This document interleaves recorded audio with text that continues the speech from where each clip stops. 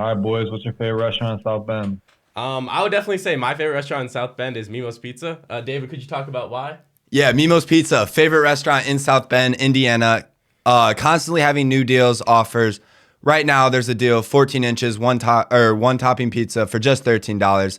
If you see this before the Super Bowl, get the big game special: 16-inch pizza, two topping, free Pepsi, 2 liter that comes with it for just $18. They have daily specials, so you can get what the bank and your stomach wants. So listen to your stomach and peep their website or Instagram at Mimos Edison, and let's get rolling. Yeah. So, welcome back to another episode of the Chips and Chops podcast. We're in the lovely Stockroom East again. You know, they have so much to offer. They've been doing lots of events lately. It's honestly David and I's favorite place. Check them out on Instagram or go to the link in our description. With us today is Gehrig Dieter, a South Bend native and a high school legend over at South Bend, Washington. There was a period of time when he got three 300-yard plus games in a row there at wide receiver. He bounced around during his college career playing at SMU, Bowling Green, and then Alabama under Nick Saban. He was with the Chiefs his whole NFL career and was actually a part of the team that won Super Bowl 54. Last June, Gehrig decided to retire. Gehrig is a family man who loves helping out the youth. In 2019, he had a football camp here in South Bend, which actually brought in more than 400 campers. So thank you so much for hopping on the show, Gehrig. It's a great pleasure to be able to sit down and talk to you. Oh yeah, appreciate you guys. Yeah, I'm excited for it. for sure. So obviously the Super Bowl is coming up very soon. What do you think are the most important things that the Chiefs need to do to beat the Eagles? I mean, I think this game's going to be one up front. I mean, obviously there's two good offensive lines, good two defensive lines. So, I mean, really, whatever playmakers step up, I think on the Chiefs defensive line or the Eagles defensive line, I think that's just going to be the key to the game. If the Chiefs can stop the run, that will help them a lot. But it's obviously tough to do. The Eagles are pretty successful with their offense, and their coach is an aggressive guy, so it'll be fun to watch. Yeah, definitely exciting. Let's go back in time a bit. Does the day September 2nd, 2011 ring a bell to you? No? I'd say it does. Okay, so that was the day you became the first Indiana high school football player to record 3 games of 300 plus receiving yards in a row. In the final one, you set a national high school record at the time with 437 yards. As you approached the record, the final 10 offensive plays went in your direction. Your touchdowns included a 90-yarder, 39-yarder, and you averaged 36 yards per catch that game. Can you take us through what was really going through your mind? You know, you were catching kind of the whole country by storm, getting a lot of, national attention and getting a lot of, praise. Yeah, no, that senior year to start off very strong for me, obviously, with 300-yard games in a row and topping off with that 400-yarder. We had, after that second game, it started crossing our minds what the national record was. And I think once we got to that third game and we saw how it was going, I was so close to breaking that record that, like you said, those last 10 plays all came my way. We were just trying to get myself the ball. And obviously we did. I feel like it was like the last play of the game that we did it. And, obviously pretty cool. I think that record got broke pretty quickly after that, which is kind of disappointing. Right now you're number 5 on the list. So I mean that's 12 years though. That's still incredible. I mean that's so the other teams, they weren't like triple teaming you or even put 4 guys on you. I mean they know that you're getting the ball. No, almost every game was double covered. That game towards the end was triple covered. So it was just really just Dejan was throwing the ball up, and I was just kind of trying to come down with it. And most of the time it worked, obviously. And we had senior year. That was a good year, man. It was a lot of fun. We played. I think we surprised a lot of teams, obviously making the state championship, and I think it was our first time making it in like almost 40 years. So that was pretty cool.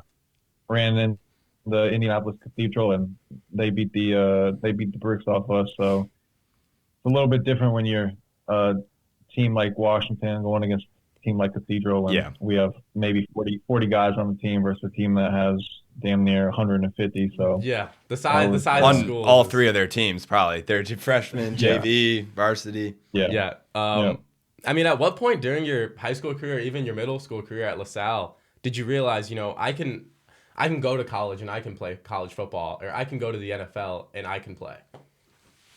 The goal was always get to college football. And I always played. I have an older brother that's 2 years older, so I was always kind of hanging out with his friends and playing sports with his guys. And I think kind of in middle school, I started to see I was probably a lot better than most of those guys in high school, and that's kind of where I figured that I would be really good at football. And that's kind of right when high school started was just strictly football for me. I didn't play any other sport or really focus on anything else. It was that first love of, you get a little taste of success. I started varsity at Adams my freshman year, and played defense, and then got a couple plays of offense, and then went to Washington my sophomore year, and then really just took over on the offensive side. But yeah, I would say kind of middle school I had a good feeling, and then having success in my freshman year. I remember guarding Daniel Smith multiple times and doing really well against him. So that's kind of what gave me confidence the rest of my career. And obviously, as time goes on, you go to more camps and you're going against people that are who is it? I was going against, I mean, like everybody in the top 200, 300 Wow. players in the country, all these 7-on-7s, and I was kind of sticking out amongst them. So I always had a good feeling once I saw myself in that situation. For sure. I mean, going back to middle school, were you quite the hooper back then? I know you played basketball. So, or was Um, football really the one that you were just, miles better than everyone yeah, I else? mean, I was always kind of football. We wrestled in middle school, me Okay. and my brother. So that was, I think I played, I think I stopped playing basketball in sixth grade and just did That's wrestling, I think. yeah, that's pretty early. But played in obviously played for fun and all that. But Yeah. Why did you end yes, up deciding to transfer from Adams freshman year and go to Washington? I think there was some controversy with the coach from Adams. He kind of left randomly without telling anybody, and then obviously we knew Coach Jones. Him being a police officer like my parents, we all knew of each other, and that's kind of where we. I mean, they had success that first year with Coach Jones at Washington, and he was kind of changing the game in South Bend a little bit with the offense he ran. So everybody took notice of it, and we my brother and I both kind of wanted to go somewhere else, and thankfully they welcomed us in, and um, yeah, the rest was history after that. No. Yeah, that's awesome. Oh, was there any moments like outside of football that really just like made your high school career what it was? Um, Outside of football, not really. Football was kind of like it was my only thing I was really focused on. All your I time went wasn't into really a that. Yeah. partier. Yeah, I wasn't a partier. Wasn't I was kind of always staying at home with a couple buddies, and um, yeah, I mean, football was my thing, and I was trying to do everything in my power to stay focused and just to grind away because I knew I always had a good feeling of like what it took to get to the next level. There's so many. I feel like there's so much talent in South Bend that kind of just goes under the radar because they don't necessarily work as hard, and I never wanted to be one of those. So Yeah. Yeah. That's awesome. Yes, I mean you absolutely showed out your senior year of high school, grabbing 24 touchdowns a game, or 24 touchdowns in total, averaging 145 yards a game. You were offered by the likes of Kansas, Ball State, SMU, and more. Why did you initially decide to go to SMU? so the receiver coach was from South Bend actually, and that's kind of what stuck out of all the recruiting was he was actually from South Bend. So we had a relationship right off the rip, and went down there, and it was a beautiful school. I remember doing a 7-on-7 down there, and I mean it's in the heart of Dallas. It's Yeah. super super nice, and once you get there, you kind of realize that you want to get out of the Midwest and just kind of see what else is out there. And Texas football is always something that's at the top of anybody's list. So going down there and going through my freshman year, we had a new the coach that recruited me wasn't there. He left and went to the Canadian League. So I had a new guy came in, and I played my freshman year, but I wasn't loving football, so I wanted to get out of there and head back to the Midwest to go to Bowling Green. Yeah, it sounds. I mean, nowadays you hear a lot of athlete stories where a coach can almost kill their love for a game. So it's good. I think that's a good that nowadays with the transfer portal, people have the option to leave, and They go. don't have to just like quit and get out of the football life. They can stay in it, just try a new scenario. Yeah, they have choice Yeah, to no, not suffer. there's situations where um, it's, I feel like the whole transfer things. Obviously, I mean, I did it twice and had to sit out 1 year, and the next time I did it, I graduated, so you can transfer without a penalty then. But yeah, it's I don't know. I feel like it's a double-edged sword. It's like some guys, if they don't see success right away, they get out of there and don't really give it a chance. And Yeah. most of the time, those guys will transfer down or go to a smaller school and just not have the success that they wanted. So it's a crazy business nowadays too, and college football is just weird to me now. So Yeah, it's definitely changed a lot with NIL and other stuff like that. Yeah, so I mean, after just 1 year, you decided to leave SMU and go to Bowling Green, which ended up being a very successful move. You know, in your senior year, the first game of the season, you were well over 100 yards against Tennessee. You know, against Toledo, well over 100 yards again. And then you decided to take your talents to Bama and play with play with talents like Calvin Ridley, OJ Howard, and tons of other incredible football players. What prompted you to go to Bama? I was trying to transfer to Syracuse. That's where Dino Ooh, Babers, my coach at interesting. Bowling Green, went, and the athletic director from Bowling Green was kind of giving me a hard time about it. Babers was kind of having his recruits that he recruited to Bowling Green transfer, or not even transfer, just decommit and commit to Syracuse. Which at the time, like, why wouldn't you go to Syracuse over Bowling Green if you had the opportunity? And um, he gave me a little bit of a hard time, so I didn't want any issues going into my senior year. And Saban, and then I think they saw that Tennessee game, and I think felt like I was on their radar after that. And they had a guy named Richard Mullaney the year before me who kind of did the same. He was kind of in that same boat. He was a grad transfer, and he was that third receiver option where he's going to block and kind of do the dirty, dirty things that I had to do at Bama. But he kind of gave me that confidence that they would actually use me in situations and actually start. So I went down there, and it was an awesome time. We obviously lost the national championship, Yeah. but we were playing in every single big game. Feel like we were ranked number one the entire season, so everybody was trying to beat us, and it was definitely a cool thing. And having the Bama name behind me now, it means a lot in the football community, and really outside of football, it means a lot too. Yeah, I mean, Alabama is the most like notorious college football team almost ever at this point. You know what I mean? Like if you're playing college football at Alabama, then you're doing something right. Was there Mhm. any point during your college career where you kind of questioned, I guess, like if you're good enough? Because in high school you were just running through the competition, but in college it gets a lot harder.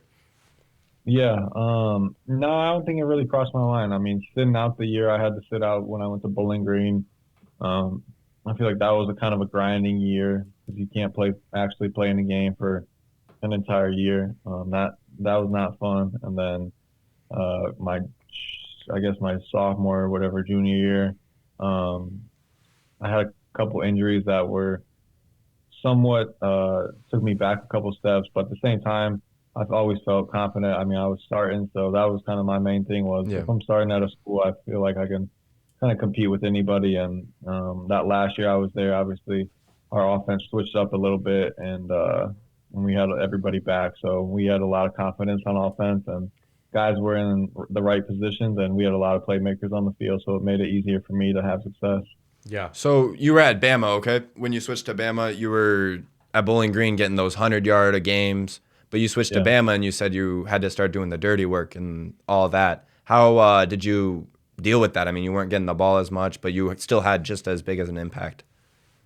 Yeah, no, it was definitely a different year for me. Obviously, coming from Bowling Green, where, like you said, having 90 something catches in the season, and then you go to Bama and you're kind of just you're blocking, you're doing whatever it takes to just to win games. And Yeah.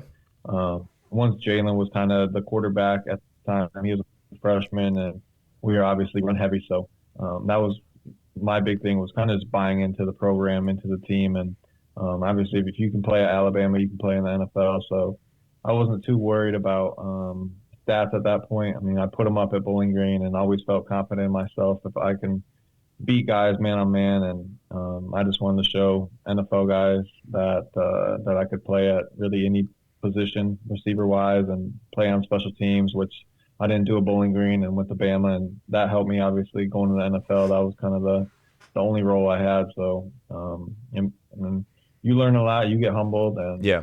you just kind of move on. Yeah. What was it like playing under Nick Saban?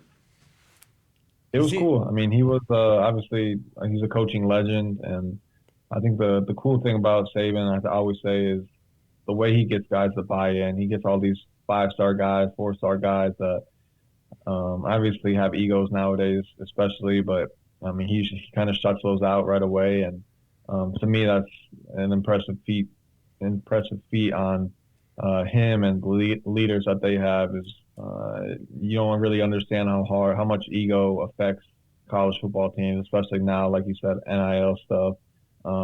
It's hard to coach those kids because they're actually getting paid. And Saban seems to do a really good job of keeping guys level-headed and buying into the program. Yeah, that's he's definitely like the best salesperson out there in the college football world. You know what I mean? It's kind of incredible. A lot of professions he'd be successful at. Yeah. Can you take us through like your first day at Bama? Yeah, I mean, I was always looking for a spot to live. Going there, I just needed a spot for a few months because my girlfriend at the time was moving down. Wait, did you meet her at Bowling Green? Yeah, we met at Bowling Green. Okay. She was moving down in the fall, so I needed a spot to stay in the summer. I met one of the quarterbacks on one of the visits, and then just actually texted him and asked if I could live with him for 2 months. And he ended up being one of my best friends to this day, kind of one of my brother's best friends too. So he was a great guy, brought me in, and obviously you get to start practicing, you get to workouts, you see how they do things, you see the different, really just the different guys, how athletic they are. It's a different game from what it was at Bowling Green. All these guys are just freak athletes. They're Huge. super fast. They're super strong. Yeah, they're bigger, stronger, faster. So that was it took a couple weeks to really adjust to just that skill level. It obviously humbles you a little bit. They put you going against freshmen to start, just till you learn the plays, and all the freshmen were better than all the guys I played against at Bowling Green. So you get humbled, and you just gotta to work harder, and that's kind of just what I did day in and day out.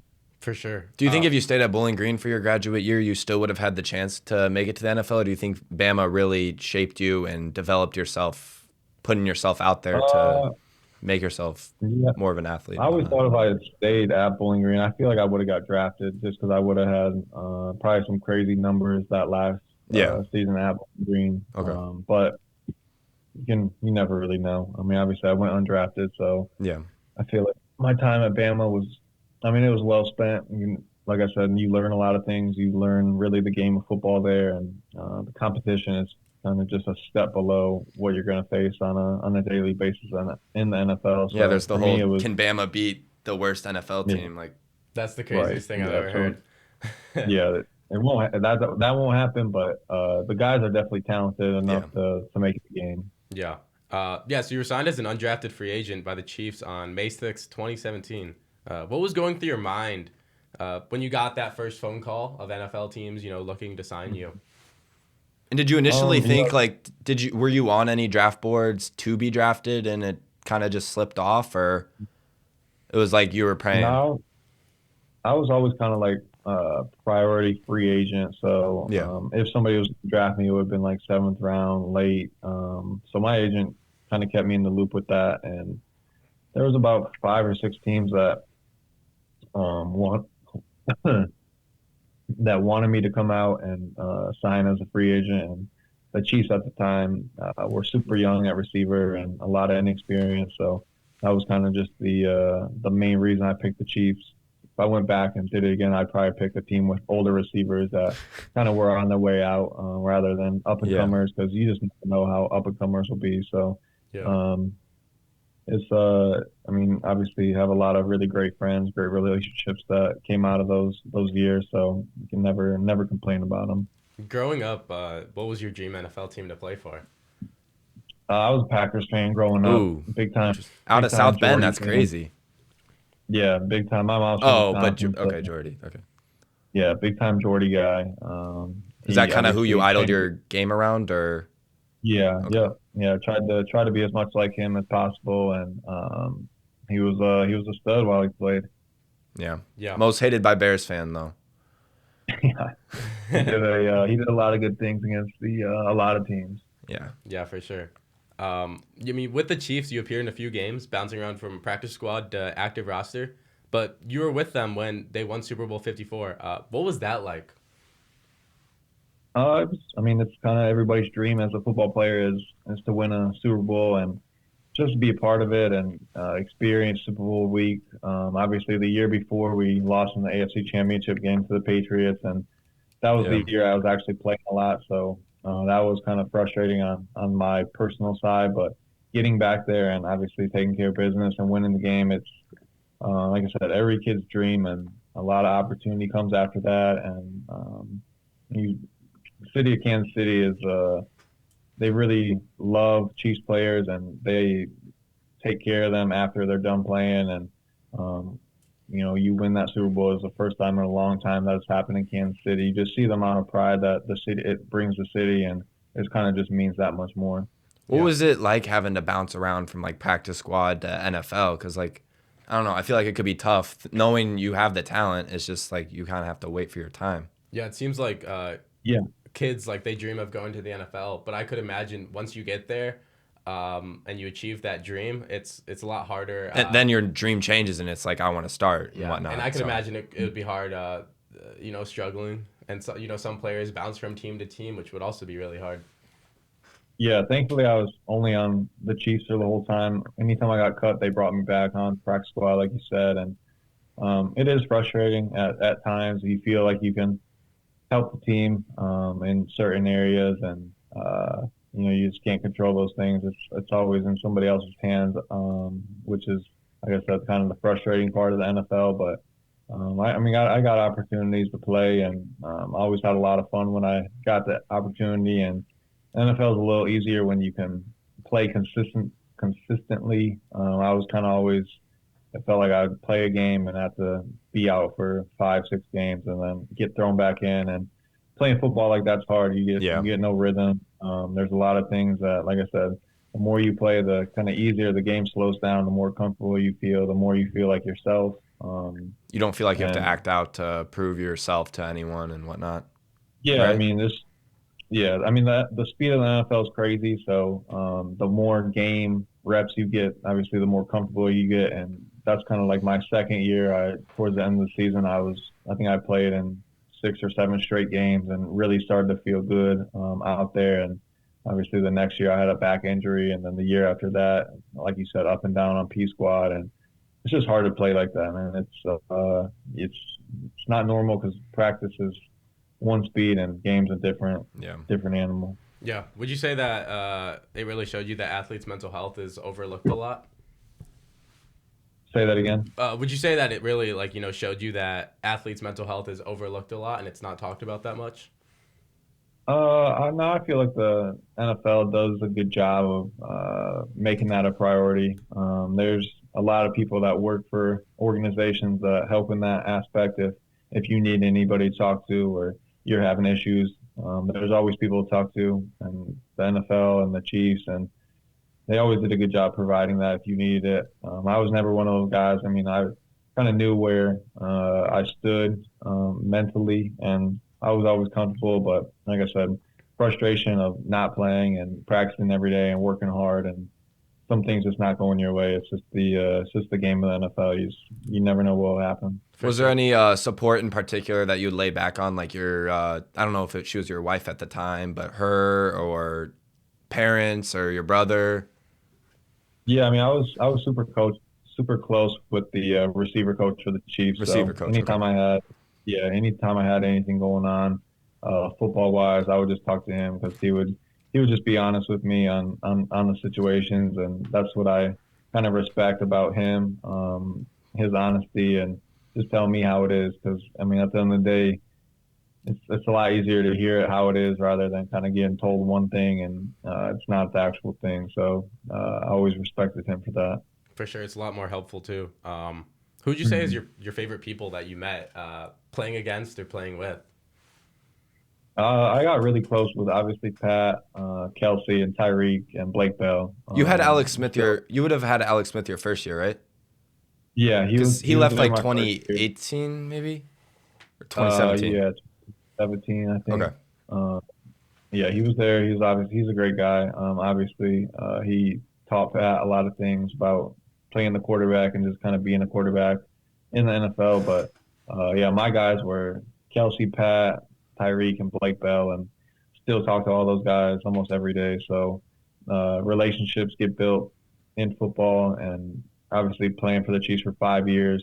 That was kind of the longest I've been anywhere in my football career. So Yeah. it was fun to actually have some real relationships that came out of the game, and obviously still very healthy and happy that those guys are playing. No, that's awesome. What would you say most surprised you about going to the NFL? Just kind of I would just say the kind of the politics of everything. Guys getting drafted versus guys that are undrafted type deal. I would say, yeah, politics to me was kind of the downside of the NFL because, like you said, if somebody gets drafted, they're just going to get more opportunity than you would, even if you're doing well in practice and doing a lot of things the right way. Those guys kind of get the priority and more opportunity than guys that are undrafted or situations like myself, kind of the fringe guy every single season. Yeah. But it is what it is, and I mean, I outlasted a lot of them, so can never be too mad at it. For sure. Yeah. You retired about 8 months ago. What Mhm. prompted that decision? I just didn't want to bounce around the NFL. Obviously, when you have kids and a wife and a house, you don't want to be moving them around like crazy. And I mean, I'm 29, and not too many teams are signing a 29-year-old receiver that doesn't have too many stats in the NFL. So I mean, I still feel good. I still feel like I could go out and play. But like I said, I just don't want to bounce around teams and go through that whole process of meeting new guys and trying to fit in. And I kind of like, I mean, I love Kansas City. And like I said earlier, there's a lot of connections here for me. And um, it's a good spot to raise a family. So I'm happy where it all ended and had an opportunity after football with a job that I'm still doing now. So happy with it. For sure. Yeah. So, I mean, like, what have you been up to since the retirement? Yeah, so there's a company called Chicken and Pickle. Okay. Well, yeah, It's a we were confused pickleball. at exactly what that was. Well, we were checking out Yeah, the so it's Instagram kind of page. yeah, it's a pickleball restaurant slash. It's kind of like a Top Golf concept, but pickleball.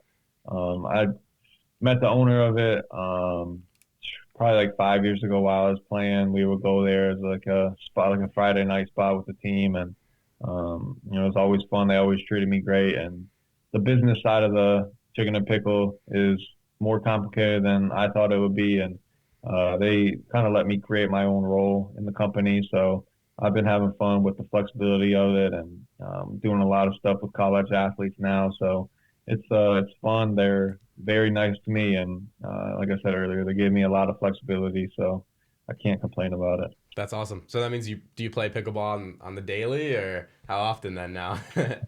I'm trying. I wish I played more. I mean, I try to play once a week. I still work out and stuff, so just trying to. I have two kids, so trying to find time between those guys and doing some work and playing pickleball is time kind of goes pretty quickly. So uh, I, I'm pretty good though. I mean, I play enough to be good and playing some tournaments and stuff like that. So it's a fun sport. It'll come out to Indiana at some point, I bet. Yeah. Yeah. Let's hope so. Yeah, it's kind of small here, but I know Yeah. just put some in at Notre Dame. The bookstore court. They put pickleball courts in it, or Oh, nice. they messed up the Yeah. court, I think. But Can't whatever. hoop there anymore. I mean, talking about Notre Dame, were you as a kid? Did you want to play for Notre Dame? I mean, were you disappointed when you didn't end up getting recruited by them? No, I mean not really. I mean I was a fan of them when they had like Brady Quinn, Justin Marja, Golden Tate, Michael Floyd, that Yeah, era, Charlie Weiss era, I should say. yeah, But no, after once I got to high school, and I mean, I was putting up the craziest numbers. That I think there's a Notre Dame scout. The game I put up that 400-yard game, and nothing came out of it. So it is what it is. That's And silly. I mean, I can't. I was never a Notre Dame fan. I was a Wisconsin fan growing up. So that was always a dream school coming out of high school was Wisconsin. Um, so yeah, not too. Yeah, never really liked Notre Dame. I cheered for those guys, but. Not a big Notre Dame guy. Yeah, that makes a lot of sense. Um, yeah, so you've been in Kansas City, I guess, for the last 5 years then, right? But you lived in South Bend for 18 years of your life. What made you decide to stay in Kansas City rather than coming back to South Bend? Because South Bend's not an awful place to raise a family, but I guess was it just the connections you have in Kansas City? Yeah, I'd say connections. There's a little bit more here in Kansas City versus Indiana, especially South Bend. There's just not much. Uh, I would say it nicely. I was never. I mean, South Bend's fun. It's obviously the hometown. A lot of good things have happened there, but it's just not where I ever Not really as saw vibrant as myself. a big city like Kansas City. Yeah, I mean, Yeah. just I never really saw myself living there after kind of being in different spots in college and obviously being here. Just rather prefer Kansas City over Indiana. Yeah. Yeah, I mean, Understandable. you still have come back to South Bend to put on that football camp and stuff like that. Is that something that you plan to continue doing? Kind of help Yeah, I out think South Bend's youth in a way. yeah, finding time to come back as much as possible. Have my jersey retired in the fall, and I'm getting inducted to the Hall of Fame in March. So I'll be back for that. Ooh. And obviously, would love to do more camps and stuff. It's just kind of finding the time to do it, and obviously, it makes an impact on those kids. And that's the biggest thing is giving those kids something positive, a positive role model, something positive in South Bend, A lot of kids wear sport those wise. shirts. Yeah, Those shirts are very popular around. I see them all the yep. time. Yeah, so just like I said, give them something to do, give them somebody to look up to, somebody that's in their shoes growing up in South Bend, and just giving them an opportunity to learn from somebody that's kind of been through every level and seen it all.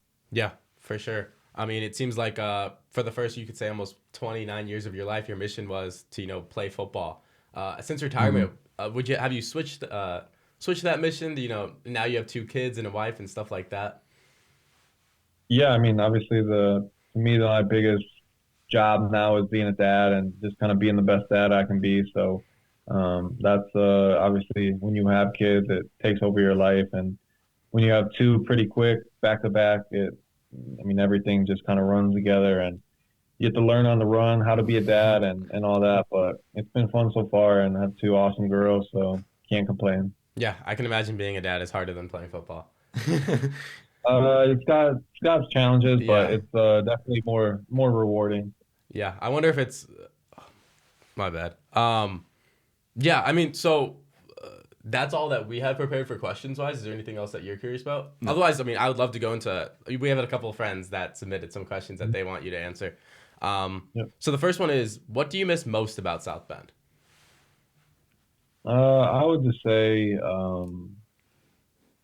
I would say family. I mean, obviously you're in Kansas City, and my wife's from Ohio, so we don't necessarily have family here. But What part of anytime Ohio? Cleveland, Oh, Cleveland. Cleveland. yeah. So anytime I can be around family, that's probably what I would say miss the most about the actual city.